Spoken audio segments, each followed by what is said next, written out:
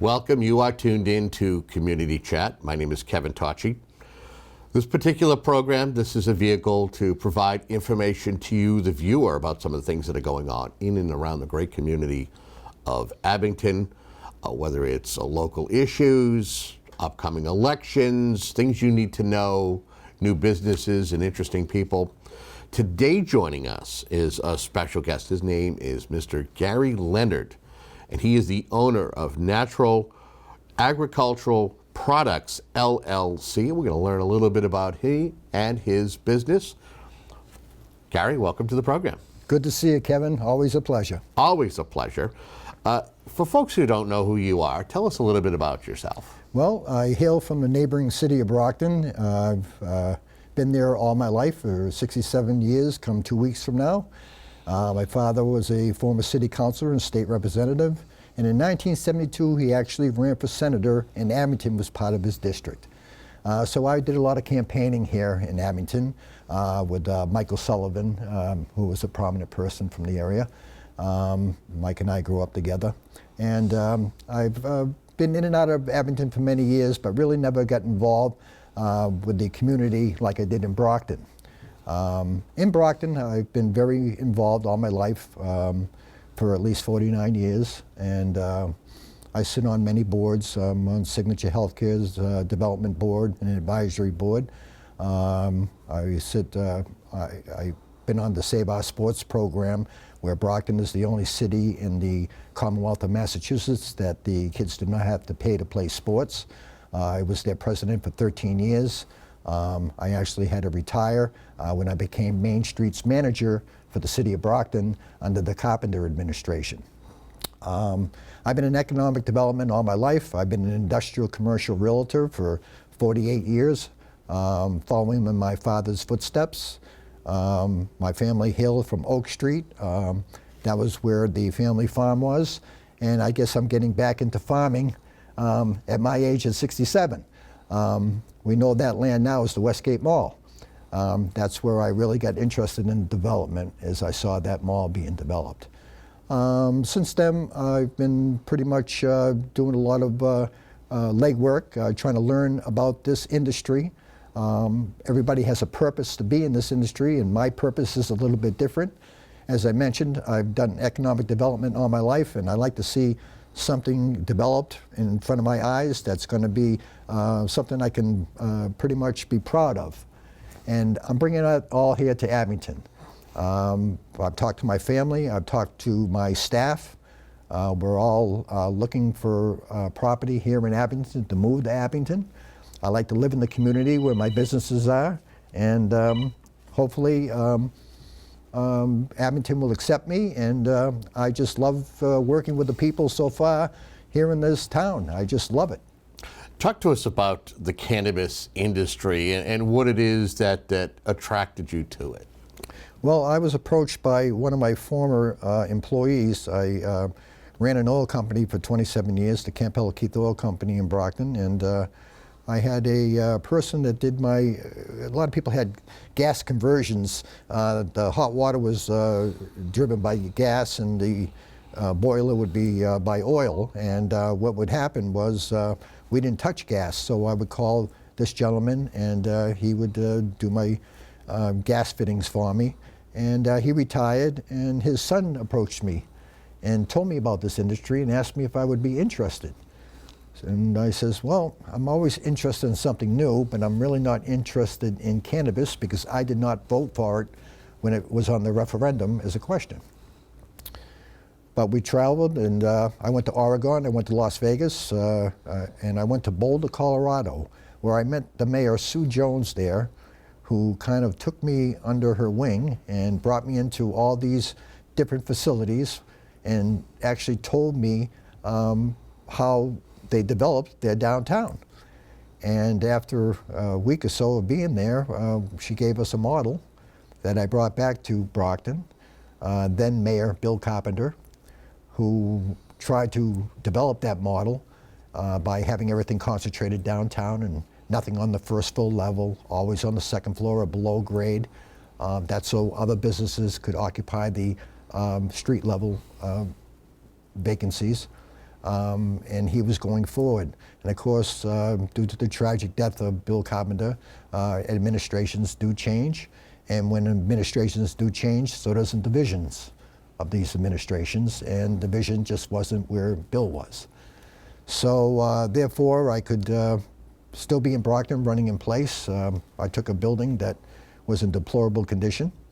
And there was just no way that I was going to get the cooperation from the people who owned it to bring it up to code, nor was the city willing to give me an occupancy permit just for 6,500 square feet within the building. So I was kind of in a dilemma. And the people who have the property on Bedford Street that I'm leasing now also owned a piece of property in Brockton, F.W. Webb, and told me about Abington having some licenses available. From therefore, a contact was made to one of the selectmen here, and we met, and I told him what my program was all about, and he was really excited about it and took me to see the town manager and told him the story, and here I am now in Abington, sitting here with a wholesale, retail, delivery licenses. And I already have 2 provisional licenses from the Cannabis Control Commission. Just trying to transfer them over here to Abington and open up a dispensary here as well. I'm going to show and I'm going to demonstrate how this industry should be introduced when it comes into a new area. Brockton did not want to follow the model. I look out throughout the Commonwealth. There is nobody doing what they did in Boulder to fix up their downtown. And you got to remember, in Boulder, Colorado, they have 25,000 people in their downtown per day. Before this industry came to Boulder, Colorado, they were lucky if they had 2,500. And it's a college town. When I went there, I didn't see any college kids there whatsoever. They were families, street entertainers. There is an ingredients to this. I'm not going to give away all my secrets. But there is an ingredients to this, and it's got to do with entertainment, food, craft beer, and of course, the cannabis industry. Talk to me about the importance of relationships and building on relationships. You're somebody who is a businessman, somebody who knows how to get things done. I know, just for example, I've interacted with you over the years. Many years, yes. Especially when it comes to sports and some of the endeavors you would do to have a sports program where if the parents weren't able to have their, to pay into it, they were able to have their kids play sports. Yes. And you were instrumental in that. Talk about relationships. Well, relationships, again, as I said, visions change, administrations change, and other things change.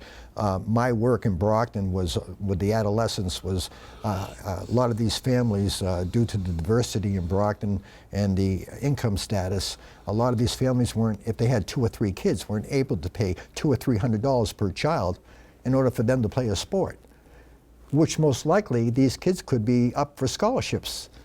So therefore, this organization was created 30 years ago. And I got involved about 2 years into its interaction. And I went out there and I sold banners and I had spaghetti dinners, and we raised hundreds of thousands of dollars in order to make sure these kids were never going to have to pay to play sports. It was a mission for me. I'm all about the green wave. I know all about Abington High School. I've already asked one of the selectmen, and I was going to do it this morning. I know he goes over to Martin's Diner about 8 o'clock on Thursday mornings, the football coach. If I wasn't coming here, I would have been there, just to let you know that I'm all about the programs in the community that I'm doing business with. That's why I'm anxious really to put my roots here into Abington. There's so much I'd like to do, and at 67 years old, I want to do a lot in a very short period of time. So you're definitely looking forward to collaborating with many of the town officials and many of the folks who are the lifeblood of this community so that this can be a successful endeavor. What I found here in Abington dealing with the city officials, their mindset is a lot like mine. They're not looking at the product, they're looking at what this industry can do for the community. Bob Kraft did the similar thing. He made Patriots Place. We have land up there. This is something that can be created as well, because infused products are going to come sooner or later, and there are already 12 communities that have already signed up for it. That's all they were taking it just as a trial run. But when you have infused products, that means you can now start selling ice cream with infused THC. You can also have herbs and spices. You can have potatoes. There's all kinds of different ingredients that you can put into restaurateurs and into little shops that sell ice cream and candies and things of the alike. When that comes into effect, I want to have buildings on there that are selling these products. I want to just supply Abington with my product. We are a brand. From here, we are also going to have a facility up in Burlington, Vermont, and we're looking up near the Rochester, Buffalo area as well. NAP, or Natural Agricultural Products LLC, will become a brand, and Abington will be its home base. And your plan is to basically, you want to invest in this community. That's important to you. Fire trucks, police cars, absolutely. That's what this industry can do. It can actually enhance all the facilities that the people need here in Abington. And it takes a little while. It'll probably take about 2 years before everything's established and everybody knows where we're located. But this is going to build up a community where people can actually see a reduction in their taxes. When you're contributing over $5 to $7 million to the tax roll, it really puts a dent in it so that people don't have to absorb anything. And again, I'm a very generous and charitable man. I love doing things for my community. Like I said, fire trucks. Brockton was already talking about me buying a fire truck for up in the North End, but that's something I'm committed to. And police cars and any kind of facilities that they might need, respirators, anything, the EMS, all the EMTs, anything they need, I'll be here to provide. I would ask you, so what's the plan moving forward? What do you need to do to be able to get this off the ground? Is it a matter of you already have designs all set and that you have to go through the different boards? Yes, I have to go through site plan review and also the planning board to show them my plans, and the police department, I have to work with them, and I have to work with the fire department on the evacuation plan, and pretty much work with all the different departments within the town hall. That's very important. That's forming the relationship.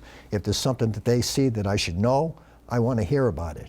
I don't want someone to say, well, maybe you should do this. Just say, just do it, let's get it done, and we don't have to worry about it.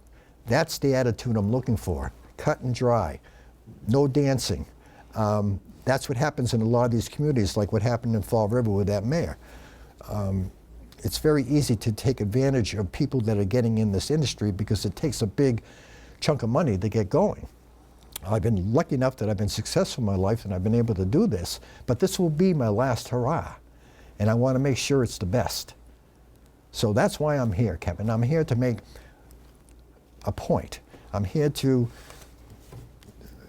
stand my ground. I'm here to show the people that it isn't so bad. I mean, this is an industry that creates other tax revenues. There's other revenue streams that this industry brings in. Food, when you have food trucks come in, if they're making $5,000 to $10,000 a day just selling food, they're willing to pay a permit fee. Same thing with street entertainers. Boulder gets $1,000 per street entertainer, and they have 4 perform per day. That's $4,000 a day they get as a revenue stream. They don't care. They're making $12,000 to $15,000 every day, and they're only working 7 months a year. They vacation the other months. That's what they do. This parcel of land that you're looking at to hopefully get the permitting and then begin construction, how big is it? And is it basically you're talking you're going to cultivate it? you're going to distribute it. Is it strictly recreational, or is there the medicinal side to it as well? Because I know that's a helpful side to cannabis. Yes, it is, but I'm not into the medicinal side of it. I'm into the recreational side of it, strictly. And the dispensary will be in the front end of the building, and on the back end of the building where the warehouse is, that's where the product manufacturing will take place, and also the cultivation canopy will take place in there. It's about 27,000 square feet. I'm allowed up to 100,000 square feet in the Commonwealth of Mass. So I'm also looking at another building next door as well that has actually 40,000 square feet that I could use. So I'll be pretty close to capacity.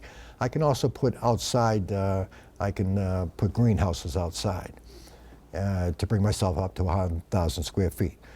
Bringing in 100,000 square feet of canopy alone brings in about $54 million a year. Net profit out of that is probably about $18 million. With $18 million, I can do a lot of good here in the city, in the town of Abington. I apologize for saying city, but I've been in the city for so many years that it just automatically comes out. But I'm getting used to the town of Abington. With that creativity, and again, that doesn't happen overnight. That's my 3-year plan.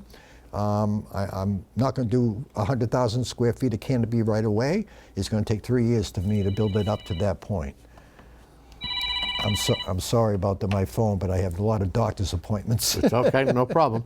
What are some of the questions that you're expecting to field? Because I know that there's an outreach component to this. What are some of the questions that that you may be expecting? Are you expecting questions about security? Well, there's on Tuesday night I have a community outreach meeting coming up, and there's going to be 4 points that I'm going to bring up. Okay. Again, I could talk all night long about different subjects, but the subjects that I should be talking about is the plans for maintaining a secure facility, plans to prevent diversion to minors, plans to positively impact the community, and plans to ensure that the establishment will not constitute a nuisance to the community.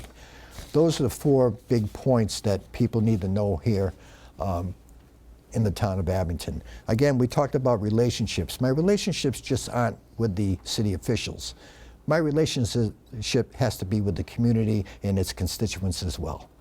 I need to know the people who I'm working with. I need them to be on board with me. If they don't know enough about this industry, please, I need to be asked so I can enlighten you like I was enlightened. I mentioned earlier that I did not vote for it on the referendum, but when I went to Boulder, Colorado and met the mayor and the cannabis commissioner, they convinced me it isn't about product at all. It could be in the diamond business, but that's what it does. It derives people, curiosity, destination. When Abington becomes a destination, not just for cannabis, but for the little shops that the cannabis will create from it, from the industry, that's when the town will start seeing, boy, I'm so happy that we got into this at the early stages that we did. Because remember, there's only 23 states now that have it approved. And we still got a lot more to go. Do you see the federal level eventually seeing where there's a growing support in other states? They're already talking about it? They're already talking about it in the bill, but they'll talk about it for 3 to 5 years. So, and if the federal government gets involved, it's the consensus of the people that are in this industry that the big tobacco companies will swallow up all the little guys. I will not let that happen. I will not sell out to any conglomerate that's going to be a monopolizer. I won't do that. I will stand strong. I will stand alone if I have to, but I would like to stand with all my neighboring businesses. I'm going to introduce myself to the craft beer company here in the town. I want them to be involved in what I'm doing. I'm going to go to the other cannabis companies that have been approved, and I believe one is open already. I'm going to go to them, I'm going to show them the model and how we're all going to make this community strong and make this a destination. I'm going to show them the model. And again, reiterate the importance of being a good partner to the community. And also, you're already kind of talking about it just in your last statement, and being able to work with other businesses as well. Absolutely. You need the cooperation, and you need everybody to understand this is not something that we're throwing down anybody's throat. And that's the projection that they're getting in a lot of other communities, that it's just being shoved down people's throat. And again, a lot of towns, they've taken advantage of a lot of these entrepreneurs by charging them, instead of the impact fee, a lot of different fees that meant nothing. And it goes right to the town, and they use it to whatever they want, which means it's going to go into the general fund, and that's not the purpose of it. The purpose of it is to go to charitable things like drug programs, youth programs, things of that nature. That's what people got to understand, that, you know, I'm not here to be taken advantage of, and I'm not here to take advantage of anybody else. I'm here to build a community. That's what I do. That's been my whole life. I've been a developer, an investor all my life, and I see an opportunity here, and I've done very well throughout my years. I've made some good decisions, and I think this is probably my best decision, moving here to Abington. Anything that I haven't asked you during our conversation here, but you feel is really important to get across to the viewers and the folks who are tuning into this particular program? Yes. Well, I want to make sure as many people who are at least interested or curious to please come to my meeting, 6 o'clock. That would be on next Tuesday, June 1st, right at the facility at 1437 Bedford Street. That's right across the street from the self-storage facility. I'd like you to come, ask questions. I'll be able to do that there that night. We're on limited time here, but yet there's so much to talk about, and I'm sure you have a lot of questions. So if you're curious, or if you're doubtful, or you just want to have a conversation, I'm there. I'll stay there till midnight. I don't care. Just come on down. Introduce yourself. I'd love to meet you. I would ask you do you have anything in development for further outreach, a website, social media, that if they're not able to attend next week's event, can send you questions or be welcoming? Well, they can always email me. My email address is glennard@napbrockton.com. I took down the website because I moved out of Brockton, so I'll be developing a brand new one for Abington. It's in design right now. Our new logo is in design right now. So everything is changing for us here, pertaining to how we promote and market ourselves. So that's been pretty much what we've been concentrating on, because people do want to know and want to be able to communicate. Sure. Once that happens, I'll call you, Kevin, and I'll come back on your show, and we'll elaborate on that. How important is it that this is something that the community sees, embraces, and moves forward if they are embracing it? And how procrastinating can cause setbacks? Well, what happens is, and again, that's from people just hearing gossip and, third-party information. You have an opportunity to get first-class information that I spent a lot of money traveling to get, and I'm more than happy to share it. I just want you to come and, ask me, please. We have an opportunity. And again, we're required to have this outreach program, to the community that we're in. But when I was in Brockton, I had 3 of them. I'm only required to have 1, but I always wanted my community to know what was going on. I happened to be in a section of the city, what we call the Lithuanian Village, Yep. and I happened to be a Lithuanian boy. And when I had my first community outreach meeting, it was the coldest night in January, and I didn't think anybody would show up. Well, 110 people showed up. Wow. And when I walked into the cafeteria of the school, the Brookfield School, and I seen all these people, I thought I was dead meat. I says, these people don't want it, they don't want it. They're going to vote it down. And I went in with that kind of attitude, and the first person that came up to the microphone to ask a question said, all I want to say is I'm glad to have you in the neighborhood, and I wish you the best of luck. every person that got up to speak, and there was over 45 speakers, all were positive, just glad I was in the neighborhood. It was good to see a Lithuanian boy come up and actually build up the old neighborhood, and they just welcomed me. And I only had one negative, and that was because I was 100 feet within a residential zone, and it happened to be an elderly high-rise, and this gentleman says, "I've heard you speak. I did get an education, but I'll never, never, never be in favor of this product."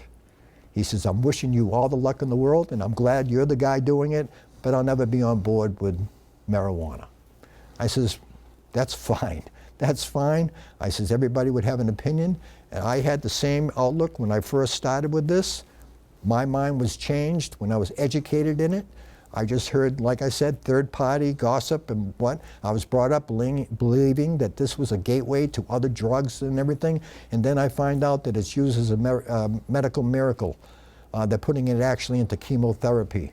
Well, you know, I was hit with cancer right? In 2006. I was lucky enough to be here. I used to weigh 100 pounds more than I do now, but I'm feeling great, and that's all that matters. So again, I'm very much involved with the community. I will have a website up very soon, and once I do that, Kevin, I will come back on your show and we'll talk about this some more. And one final time, let folks know when that event's taking place, the community outreach if they want to attend. Yes, the community outreach will be done at 1437 Bedford Street, right at the site, and that will be on June 1st, which is Tuesday at 6 p.m. I'll be there, refreshments will be served. I'm getting pizzas and everything from Lynch's and salads, and we'll make sure that everybody has a good time. Excellent. Well, Gary, thank you so much for stopping by and sharing this information, and we look forward to following the progress of this request. Kevin, I've never been more excited when you called me to have me on your show. It gives me an opportunity to introduce myself and let people know who I am, and I'm more than happy, and I'm looking forward to the next time we can do this again. Excellent. And we want to thank you for tuning in to a program like Community Chat.